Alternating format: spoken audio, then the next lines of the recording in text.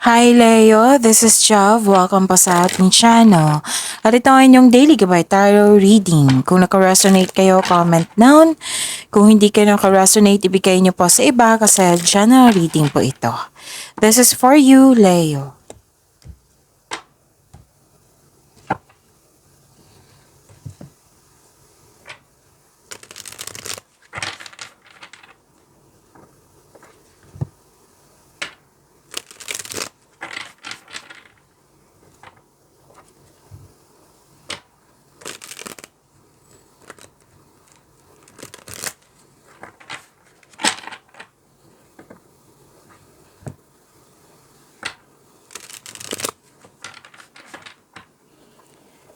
Para po ito sa inyo, Leo.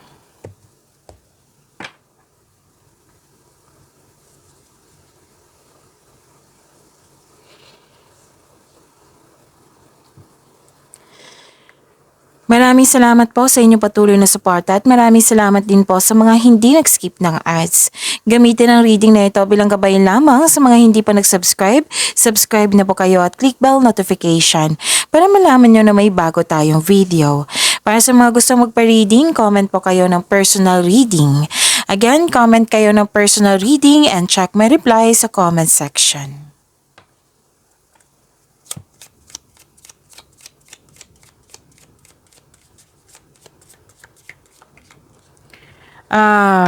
Okay.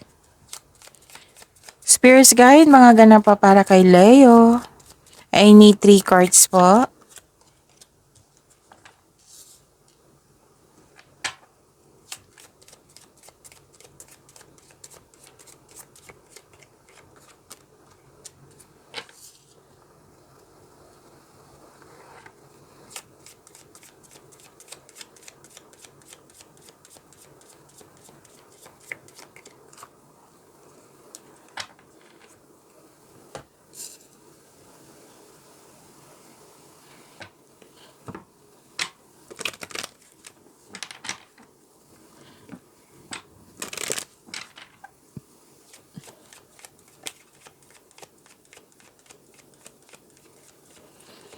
Spirits Guide. Message po para kay Leo.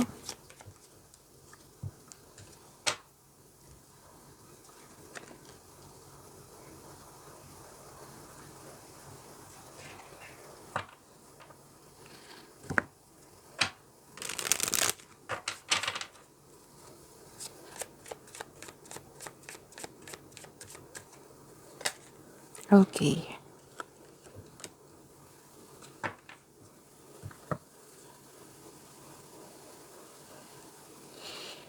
Leo.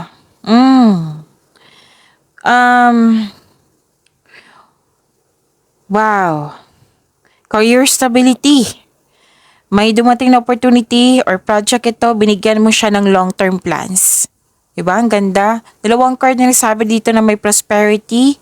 And this is harvest time. Wow. Nakikita ko dito na pwedeng binayaran ka sa binigay mo serbisyo, pwedeng sweldo ito, pwedeng may nagbigay ng pera sa iyo, pwede din na yung ito yung resulta sa inyong sipag at syaga. Okay? And nakita ko rin dito na pwedeng harvest talaga to, literal na harvest. Oo, this is harvest time ha. Tapos pwedeng sweldo or may maraming benta. Pwede. Naging malakas yung produkto mo, pwede rin. May nag-uusap dito na grupo ng tao regarding po sa property or domestic matters. Tingin lang sa inyo, home-based yung trabaho or gusto nyo magpahinga sa bahay nyo. Oo, or mag-staycation kayo sa bahay nyo. Wow! Look, expect powerful change. So, be ready kasi dalawang card na nagsabi dito. Oh. Tingnan nyo. A new start is coming. And ito, expect powerful change. So that is, pagbabago talaga. So prepare yourself. Ang ganda. And this is spiritual work. Open your heart to a spiritual career and heal the human heart. You are a light worker. Wow.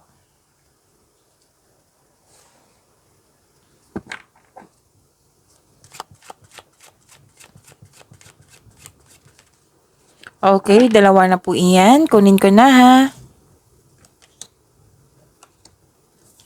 Oops.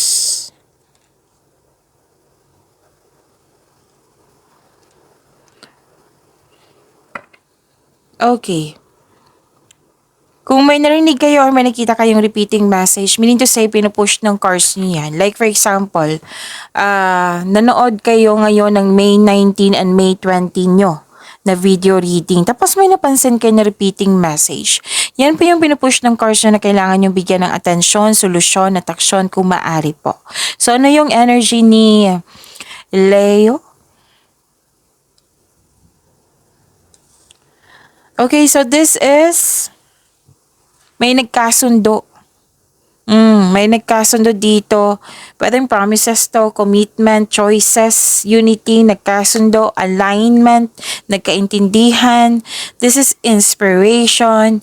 This is motivation. This is about love. This is about love also. Nagbigay ng halaga. Oo, nagbigay ng aksyon. Wow, ganda naman. So, may posibleng may namuong romance dyan sa workplace mo ba? Or yung partner mo ay katrabaho mo, pwede. So, may attraction na parating, attraction at romansa na parating sa iyo. Pwedeng parating pa ito or nasa harap mo na. May parating na love or maliligaw. Pwede din na may sa buhay mag-asawa sa mga relasyon dito, nag-celebrate kayo. Oo. Celebrate the love in your life. And the couple is divinely guided. Ang sabi po dito. Pwede din ano to ha, business partnership or nakipag-teamwork sa'yo, nagtutulungan kayo, nagkaintindihan kayo, may pagkakaunawaan. Okay? And may nakita rin ako ditong financial stability, emotional stability. Yan. Ang ganda.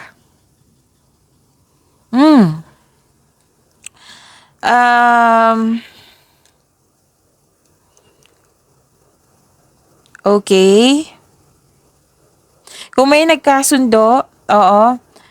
It might be itong, dalawa yung nakikita ko dito eh. Yung hindi kayo nagkasundo noon, nagkasundo na kayo ngayon. Pwede din na kung may nagkasundo dito, may taong tutol or hindi nagkasundo. Oo. So, pwede din na nag-look back ka sa nakaraan. So, ang advice ng card niyo po dito, try to look at what you need now in the present. Mag-focus kayo sa present, lalo na may expectation dito na may powerful change, pagbabago sa inyong buhay. And please know that you are divinely guided. You are guided to find peace.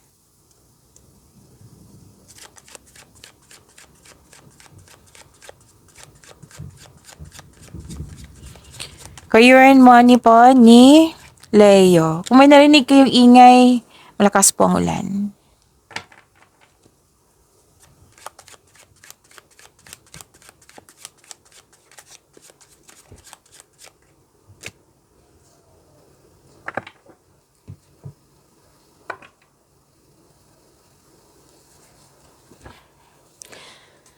Okay, mag-ingat lang po kasi may unfair treatment dito, bias, false accusation, or injustice, or may taong hindi nagsasabi ng totoo sa'yo, pero din na may irresponsableng tao.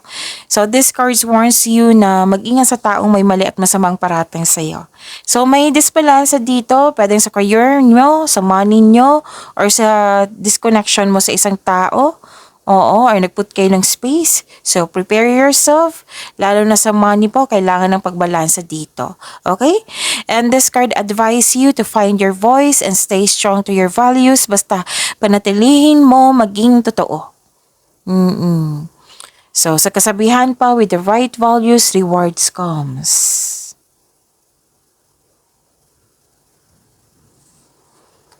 At nakita ko rin dito, wow, ang ganda naman. This is more than success. This is victory. Tagumpay po. Claim niyo po.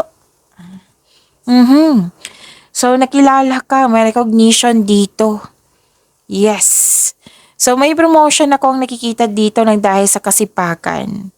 Oo, na. This is promotion. Pwedeng pagtaas ng kita, which is na-clarify siya dito. Pagtaas ng kita, pagtaas ng posisyon, pagtaas ng allowance, pagtaas ng sweldo. So, ito yung resulta sa inyong sipag at syaga. Your discipline and hard work are paying off. So, enjoy this time. Nagsumikap ka at deserve mo itong tagumpay na ito. So, allow yourself to shine in this moment. Okay? So, feeling proud ka ngayon sa accomplishment mo, acknowledge mo yung success, at may matatanggap kang papuri from other people. Diba? Ang ganda.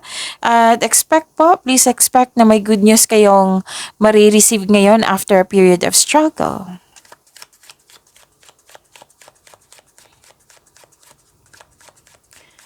Love life, self-love, partnership, and romance ni Leo.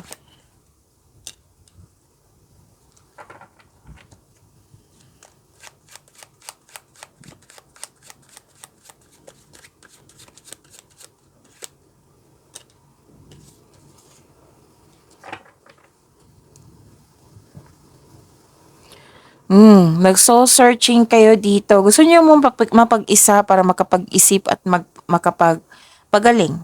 Oo. Yan yung nakikita ko dito. Soul searching, naghahanap ka ng sagot sa inyong mga katanungan, solusyon sa inyong problema. Oo, whether single ka man, may relasyon sa buhay mag-asawa, ito po iyon. Okay? So, sabi ng card dito, nasa iyo na yung sagot sa inyong mga katanungan. Nasa iyo na yung sagot sa solusyon sa inyong problema. So, all life's answers are within you. Okay? So, you can restore your energy by spending time with yourself para pagbalik mo, you will feel your energy restored. So, maglaan kayo ng time for yourself. Okay? Okay. Sa mga single, you need time alone, parang perfect time sa iyo na maglaan kayo ng oras para sa sarili. Ang ilan sa inyo, ayaw nyo muna makipagrelasyon. Para sa mga relasyon sa buhay mag-asawa, nakita ko nga yung space dito kasi gusto nyo makapag-isip para sa pagbalik nyo po na re-energize na kayo, you can come back together stronger than before. So, feel free yourself para makapag-isip ka ng maayos.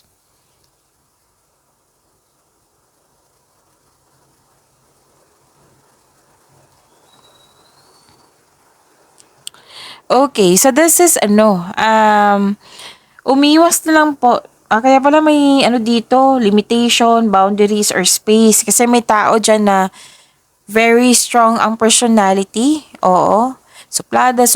Basta very strong personality po. Maari din may issue to sa third party. Oo. So, nakikita ko dito guarded ka. Ayaw mo nang masaktan ulit. Naka-receive kayo ng criticism. Oo. May nakita kong defensiveness dito. So, guarded ka. Ayaw mo nang masaktan ulit. So, kaya pala gusto nyo mapag-isa dito kasi may strong personality na tao dito. This is good kasi you're giving time for yourself. Okay? Ano pa? Nakikita ko rin dito na maaring mag-date kayo after ng hindi pagkakaunawaan. It might be kayo ang mag-invite ng date or siya yung mag-invite ng date. So, yung sabi ko na good news, oo, may good news pa dito na tsak na matutuwa ka.